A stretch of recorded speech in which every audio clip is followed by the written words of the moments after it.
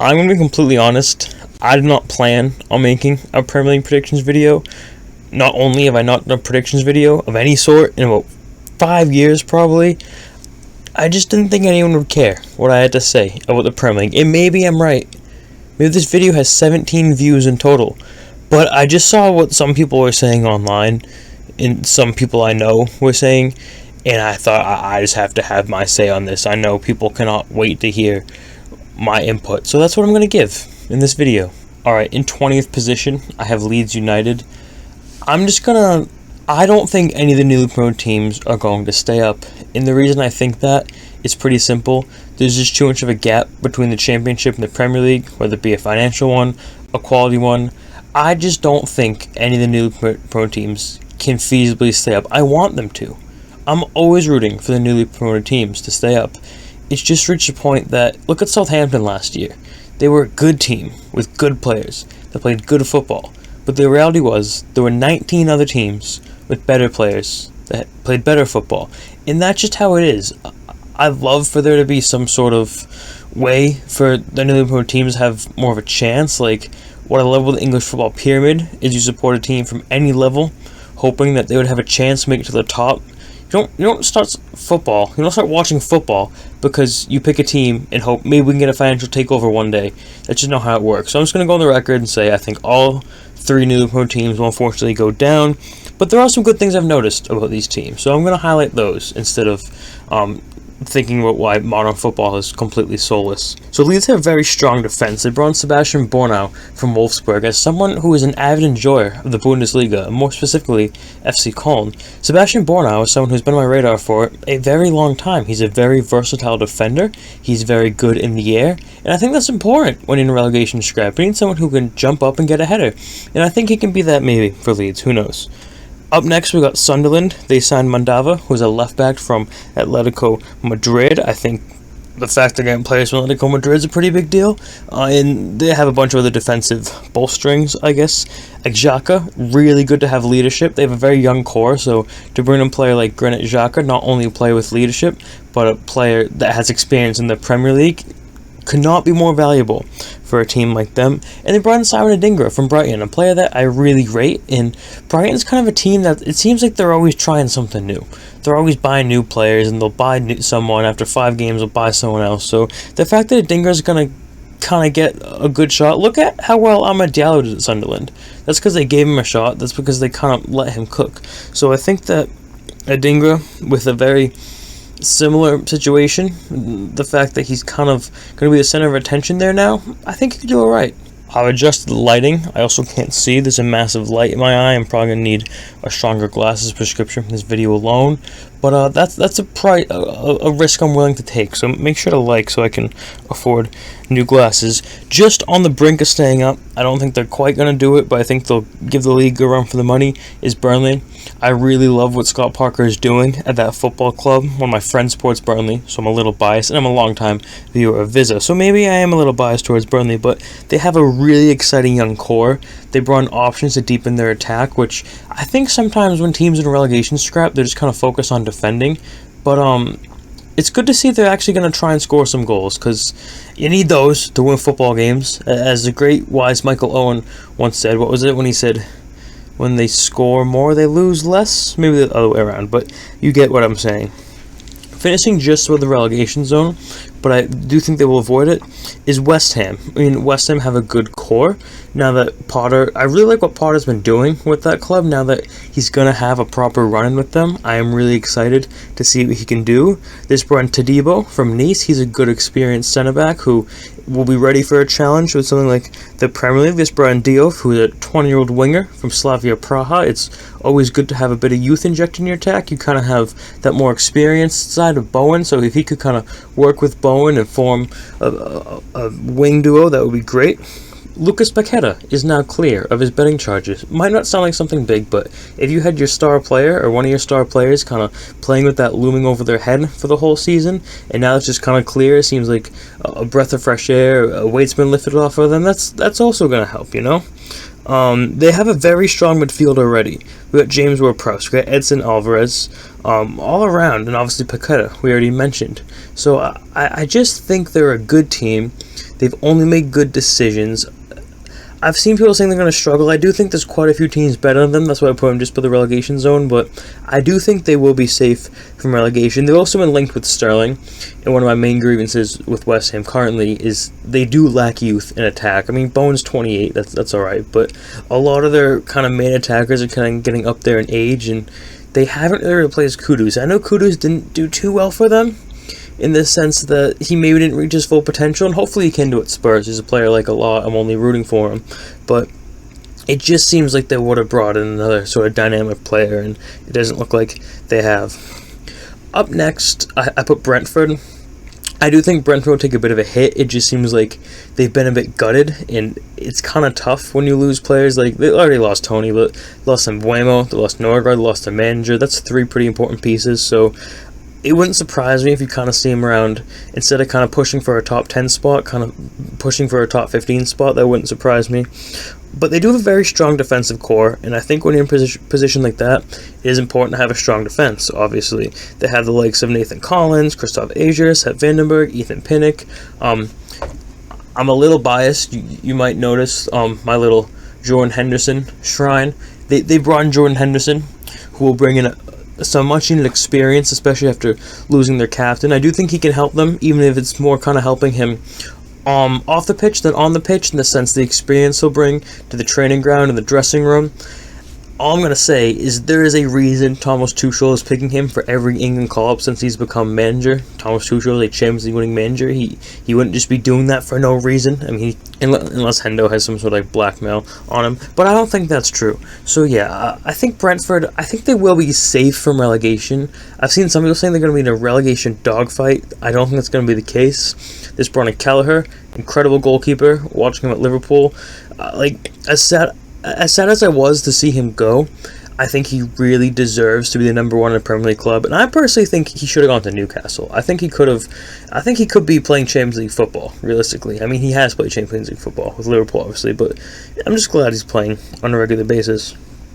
Bournemouth, I put 15th. Like, if you look at their squad, they have enough quality to stay up, but they have a very aging squad, and they only signed a backup goalkeeper in this window, so it just seems like they had this last window with these great successes, and although I think you shouldn't change it too much, you always want to be building on these successes, and you'll see more teams that haven't done that for me in this window, so I just feel like they really haven't made much of an effort at all to build on what they've had going, which is a bit of a shame, really, because I always enjoyed watching them play. I always enjoyed kind of seeing what they were building, but I wouldn't be surprised if they're kind of lingering around that top 15 area.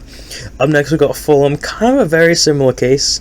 They, sorry, I read the wrong note. So Bournemouth only signed a goalkeeper and a left back. Fulham have an aging squad and only signed a backup goalkeeper. Bournemouth haven't replaced any of their major key departures. Bournemouth have really been gutted as a team. I mean, they lost quite a few of their defenders. It just, they haven't really replaced them, and they haven't, yeah, that's it. They've lost a lot of their core, and they haven't replaced them. Not only are they not going to be able to build on last year's successes, but they're not going to be able to match it, I don't think. And I guess with Fulham and Bournemouth is the same prediction, because I kind of mixed it up a bit. But yeah, Fulham have an aging squad, and they also failed to build on last season's successes. Someone like Raul Jimenez, he's a great player, but you can't expect that from a 34-year-old striker again. Like, even, I'm going to say the same thing about Chris Wood in a couple of minutes. Like, you need to bring in players that are proven, or are willing to prove themselves, and are going to perform for you on a weekly basis for a considerable amount of time. And Raul Jimenez is not that. And I don't think Fulham really have anyone like that right now. Next up is Wolves. And Wolves are kind of the reason I made this video. Because people were saying, people in my life, people I don't know online that I've been arguing with, have been saying that Wolves are going to be in a relegation dogfight, and I just don't see that at all. They have a very deep attack. Yes, they lost Cunha, but they invested that money very well. They brought in Strand Larson, Lopez, and Arias. 3 very good young attackers, and they're going to bring something else to the attack, but they still kept some of the attackers that have already been there, so it's a really good balance, because you never want to replace too much of your team in one window. That doesn't usually bode well. And their midfield is incredible. João Gomez and Bellegarde are some of the most slept-on midfielders in the Premier League, in my opinion, and then they have Andre, who's a player that I would have loved Liverpool to pick up as a Liverpool fan. So, for me, no, I just cannot see Wolves dipping too far below the top 15 mark. I have them in 13th. It's just, I'd be incredibly surprised if they don't do well. I think Strand Larson is going to be one of those underrated players this season.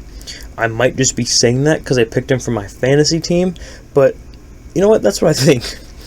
The next one, I really hate to say it. Like, there's very few things I would hate to say more and put it on the record and have it documented on the internet than what I'm about to say. But I think Everton Football Club are going to be alright next season. They have a very strong defensive core in Tarkowski, Mikolenko, Braithwaite, and Patterson. They have this new gen midfield. They got Kieran Dewsbury-Hall, Alcaraz, and Grealish.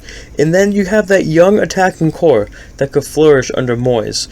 And you might not think of Moyes when you think of attacking football, but one of my best mate actually supports Everton. You might not suspect it because I'm a Liverpool fan, but I live in America. You take what you can get. And he said that as much as he loves Sean Dyche as a character, he said they just couldn't score under him. And you can say you want to know David Moyes. He's someone that I've always thought quite highly of, but he's really transformed the culture at Everton, and Moyes is used to overperforming. If you look at what he did at West Ham, I might just be putting them 12th because I'm a Liverpool fan. Maybe they'll even become higher.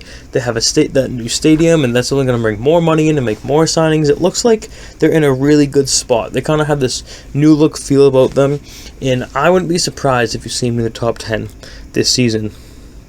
Next up, we have Brighton. Just because Brighton are so good at finding these sleeper pick, these hidden gem players, and just having them flourish, I'm never going to put them too low for that reason alone. I have them in 11th. I think they've plateaued in recent years because I think they just didn't really capitalize on the successes. My nan is an avid Brighton fan. She feels that the owners just kind of care about making a profit for themselves and aren't too interested in either holding on to one player that's good or really putting a ton of money into signing kind of a marquee player that can be the face of the club. And I'd agree with that, to be honest. They've invested in their defense. They have a young midfield core, but for me, they just lack that proven goal scorer. Their best goal scorer right now is Danny Welbeck, who is approximately 73 years old. So, again, it's the same case with Fulham Raul Jimenez. You just can't rely on that. The Premier League is not always, but for quite a while, it's been the physically most dominant and fastest league in the world. And you just can't rely on someone who's pushing 40. Not pushing 40, he's 34, but you know what I mean, to kind of lead the lines. And for me, until Brighton are willing to put all their chips in the middle of the table and just kind of make that one big investment, they're not going to do anything besides top 10. That's just how it is. That's how it is in the Premier League. I'm not saying you need money. I'm just saying you have to make good investments. You don't need a ton of money to make good investments. And Brighton just aren't doing that. Next up, we have Crystal Palace. 10th place could be kind of low, given how I saw him play in the Charity Shield. I think Ollie Glasner is a tactical genius. I think just tactically, he can outperform some of the best teams. We saw that against Man City in the FA Cup final, how he lost in the league and said, I won't lose to you again, and he stuck to his word. He just outperformed Liverpool. He is an incredible tactician. If I were Crystal Palace, I would sign him to a 400-year contract. They have a very strong centre-back pairing in LaCroix and Guéhi. Guéhi might leave. I kind of hope he does leave, because that would mean he goes to Liverpool. But even if he doesn't, I know they'll be alright. They have a really strong defensive core, even if he doesn't stay. I mean, they kind of have that goal-scoring threat in Eze, Sar, Mateta, and Nketiah. I think the best thing about that goal-scoring core is that it's not just in the attack, it's in the midfield, and when you get that, you just have a really fluid team kind of moving down the pitch. And if you've seen any of Palace recently, you'll definitely recognize that. You might be thinking, you've just said all these great things about them, why do you put them in 10th? They're going to be in the Conference League next year. It's the first time playing European football. They have a great squad, but the squad depth could be a bit deeper, and that's nothing on them. I mean, they've only had the success recently. It takes a lot of money to build a squad, so I just could see them kind of maybe focusing on Europe, because if they're in the Conference League if they keep playing the way they played against Liverpool and against City in the FA Cup final, there's no reason they can't win the whole thing. So if they're going to want to be focused on winning a cup and winning 3 cups in 2 seasons, they might want to do that. So I could kind of see them taking the foot off the gas in the league. They're obviously going to be beyond safe in the league, so they could very well do that. If they don't feel as if they can push for Europe, maybe they can focus on the Conference League. 9th, I have Nottingham Forest. I think Milenkovic and Murillo are very strong centre-back pairing. I think Morgan Gibbs-White is a very well-rounded midfielder. I just think their attack is very unproven. I said I would say the same thing with Chris Wood. Chris Wood, I love you. I've been to New Zealand. It's a beautiful country. But when a player has an unexpected season like Chris Wood, as much as you have to take advantage of it, you can't rely on that. I'm not saying Chris Wood's a one-off, but realistically, that is how Forrest has to view that. Because you just can't rely on a player. You just can't guarantee a player, I guess, is going to do that again. So for that, I think they'll definitely be top 10. They may push for Europe, but I don't think they're gonna be quite as good as they were last season. Or they could do the same thing last season. They start off strong, then kind of drop off, and I think an overall lack of squad depth will prove. In 8th, I have Man United. I just can't see them turning things around just yet. I know I'm biased. I know I don't like Man United, but they have a deep attack, to be fair to them. They've invested that well in Mbuemo and Cunha, but they lack that spark in midfield for me. Claudio Manu is a very creative midfielder, but that's kind of it. And Bruno Fernandes, he's a good goal scorer, but I don't think he does well for cohesion in midfield. I have friends who support Man United that say he isn't a great presence on the pitch because of maybe his attitude, the way he plays, they think he dives. And these are things that United fans have said to me, so I'm not even being biased. And for me, they've just lacked that defense.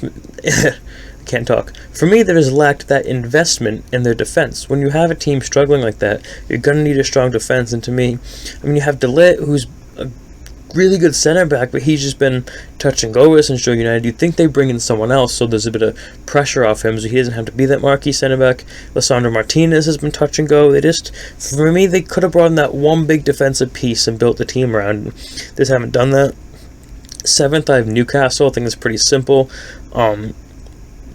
They haven't had a great transfer window. I don't think it's as bad as people are saying it is. I think people are really dramatic about that. But the fact of the matter is they haven't gotten the players that they've wanted to. I think they lack squad depth, and they're going to struggle to balance the league with the Champions League. That's tough for any club to do. When you have a transfer window and you get snubbed by a bunch of the players you want, it just doesn't bode well. So I still think they'll finish top 10. I think Eddie Howe's a brilliant manager. I think they have a lot of good players. They still have that strong midfield core with Komarj and Tonali, and maybe even Isak will stay. I don't know. But I don't know. For me, I just can't see him. I think they'd be happy with the top 7 finish, especially with the Europa League coming in. 6, I have Spurs. This might be my hottest take of the day. Thomas Frank is a manager who's proven to overperform. Everyone thought Brentford would get relegated. They were pushing for Europe his first 2 seasons there. They have a very young defensive core, and it's a good balance between young players and players who have proven themselves. They will struggle with James Maddison now. He did his ACL not too long ago, and that's going to be massive to them, because not only is he a key asset in the midfield, but he's a key asset in the attack. With that being said, they have a strong goal-scoring threat in Kudus, Johnson, Solanke, and Tell, and Richarlison might score 3 games a year for them.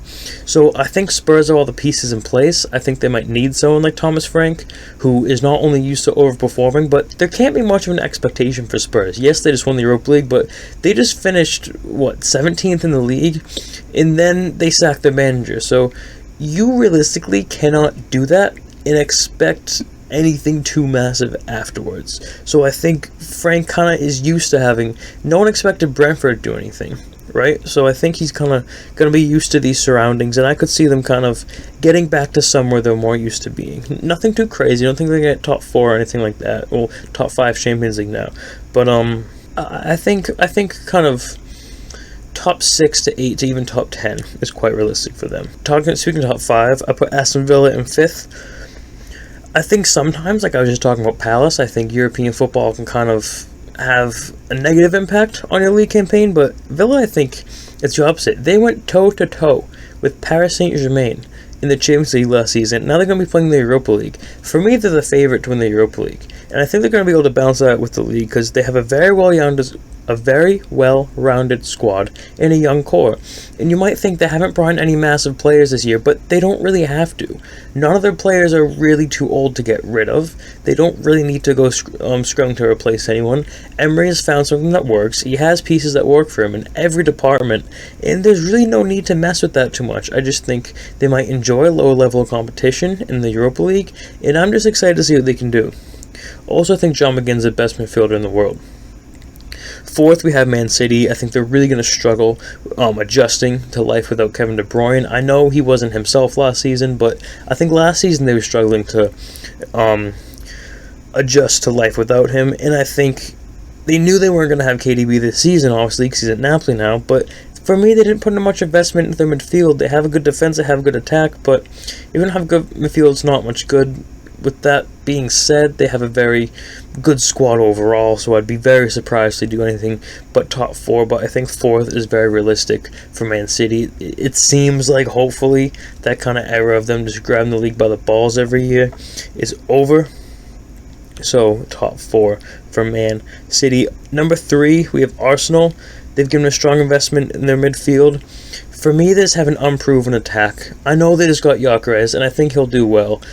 He might not do as well as some Arsenal fans are saying. Arsenal fans losing on a good day. It's just, how many times have we seen someone come over from the Portuguese league and struggle? I'm not saying writing him off. I'm not saying I don't wish him well, because he's a great player. But for me, their attack is just a little unproven. It's just not doing it for me. And I think a team like Chelsea, who I put in second place, they have a more well-rounded squad.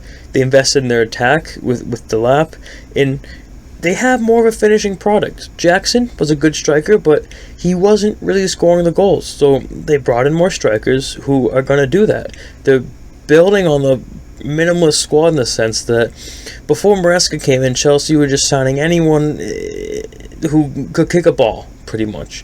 And what they've done, what Maresca's done an incredible job is kind of cutting down that squad, and it seems like he's found a squad that works for him. It seems like he's found the pieces that he's needed to improve from last season. And I know the Club World Cup is preseason friendly, but the reality is they were all over PSG. PSG against Inter Milan is one of the greatest performances I've seen in club football. So when Chelsea rocked up just a few months later and we're just all over them, I don't know. I think you can't overstate the importance of that. Number one, we got Liverpool. I know I'm biased, but massively improving the midfield and attack. I think Wirtz and Ekitike will have a lethal link-up. We've kind of been a little exposed on the fullback areas the past couple of seasons. I guess last season we brought in Frimpong, we brought in Kirkes. I think those are both positions that we needed. I think those are both players that fit our system incredibly well. I do think we desperately need another center back just for squad depth purposes. If we're going to be wanting to have a go in the Champions League as well as the FA Cup, the League, you're going to need a deep squad. But I think we have the pieces there. Think about how we walked the league last season. We're only even better now. Not only are we better, but it seems like they really, not only are they signing all these brilliant players, but they're signing players that will fit Slot's system.